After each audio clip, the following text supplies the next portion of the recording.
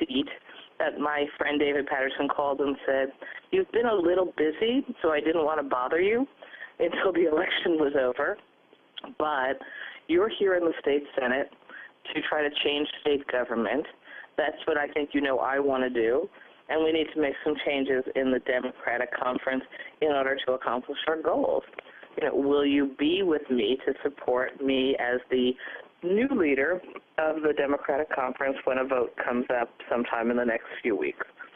And to be honest, we met and talked about it a bit, and I asked him, if I were to join him in this and we were to lose, what would happen? And he'd say, "Oh, your political career would probably be over." And I thought, gee, I just spent 24 months trying to get here in the first place.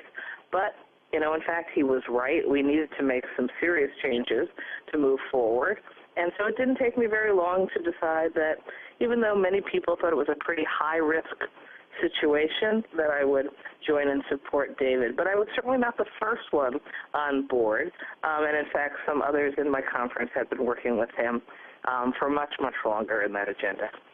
And Liz Krueger, in terms of some of his political views, most people are not aware that on many issues he was actually even much more to the left or more progressive than Eliot Spitzer. Certainly he's an opponent of capital punishment. He was also very much favored the reform of the Rockefeller drug laws that have put so many people in jail for such huge sentences for minor drug offenses. Are there any other issues that stick out in your mind in terms of issues that are close to him or political matters that he wants to make reform on up in Albany? Well, I think you hit on two of them. One of the realities is that Eliot Spitzer came out of being the Attorney General and a prosecutor. And so there's a certain mindset that goes along with that in the context of criminal justice. And absolutely, David has always been against the death penalty, as have I. And we felt that we would probably never totally win over Governor Spitzer on that issue. And again, on the criminal justice standards on drug laws, I think that actually the governor was coming along with us on that, the previous governor. But for David, there was no learning curve or issues. I also spent 20 years of my life working in anti-poverty programs. And I knew right away when I met David that my own experience of working to try to improve programs for low-income New Yorkers fit very much with his own ideology and, frankly, his own experience having represented the community of Harlem for so many years in the state legislature. So I think it is true. David is a more progressive on a number of political issues than Eliot Spitzer was. And on the other hand, I think they were both completely committed to reforming the structure of how we do business in Albany. And I am very excited about the fact that I know that David Paterson is going to continue to push that agenda of reforming how we do our budget and our legislative process and making sure that this is a more inclusive and transparent process for all 19 million New Yorkers.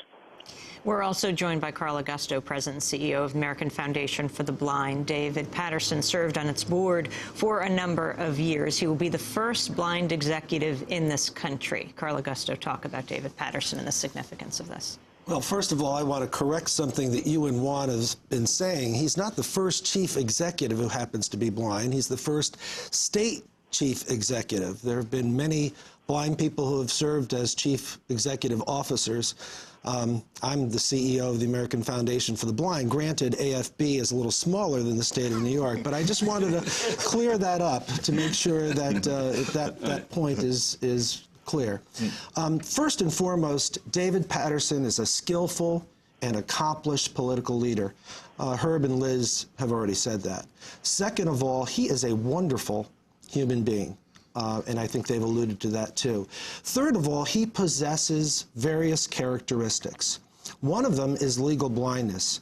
And knowing David as I have when he served on the board, his blindness has not played an important role in his life. He has been able to adapt to his blindness. He functions independently. He has done what he has done very, very well. with blindness. So it's not played a very significant part of his life. Although, interestingly, when he was a child, he couldn't get into the regular classes, schools in New York, so his family moved out to Long Island to Hempstead. Yeah, thank goodness the law has changed. The law of the land has changed, and mainstreaming is a regular practice now, and it's part of the law. Mm-hmm. And in terms of his day-to-day functioning, we were talking earlier on in terms of what the limits of his site were, and you had some interesting observations in terms of his day-to-day functioning.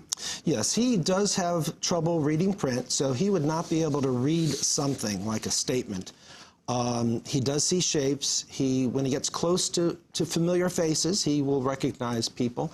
He'll walk next to someone in a hall, in a corridor. Doesn't need to use what we refer to as sighted guide technique, which means holding the elbow of a sighted person walking down, because he could see the person next to him. So he has adapted very, very well, and he functions very well.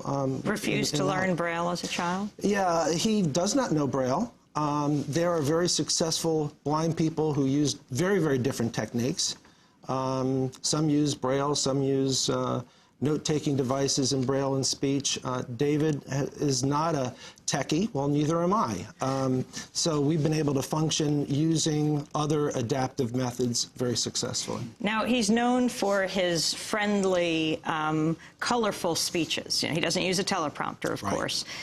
We were at the Max Roach funeral last August when David Paterson spoke at Riverside Church in Manhattan during the funeral of the jazz legend Max Roach. This is what David Paterson had to say. I don't know what I'm supposed to say after Mr. Cosby's drum lesson, but those of us who have dared to continue to experience life as an African American in this country know that we have celebrated great talent in our communities, the capacity to derive great success, but that those who have had talent knew that talent got you very little in this society. It was talent and struggle that changed the environment for all of us. We have celebrated people in our community who had that talent. Paul Robeson, a singer, an actor, a scholar, an athlete, a political scientist, a philosopher, a linguist, a lawyer.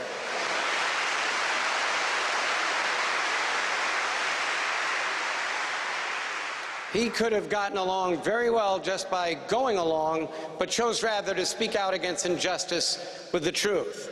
Harriet Tubman had the talent to escape her bondage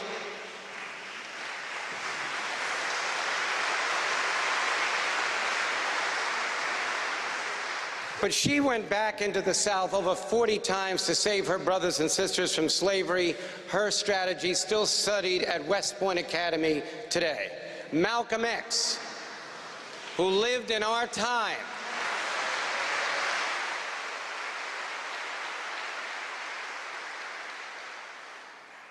but offered us a steadfast, disciplined criticism and honesty about the America there was for whites and the America was for the so-called 30 million Negroes of his time.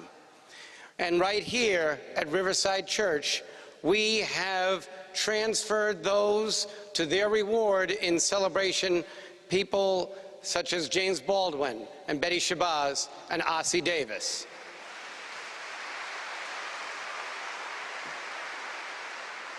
Today, we add to that list a young man who came from Newland, North Carolina, came to the community of Bedford-Stuyvesant, attended Concord Baptist Church, attended Boys High School, and by the time he graduated, everyone in the jazz community knew that a new prodigy was among us.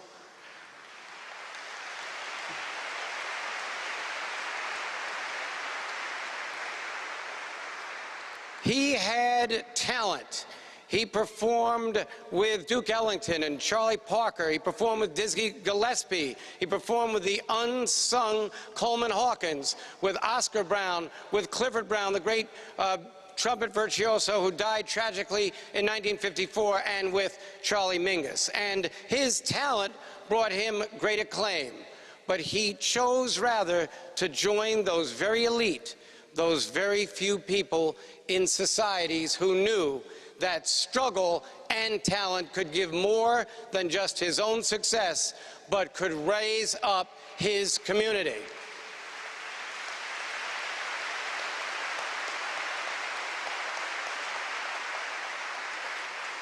No one ever wrote a bad thing about Max Roach's music or his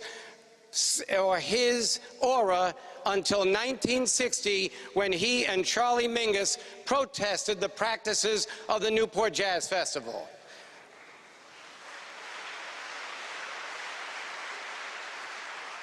And when he co-authored We Insist, demanding freedom in the sweet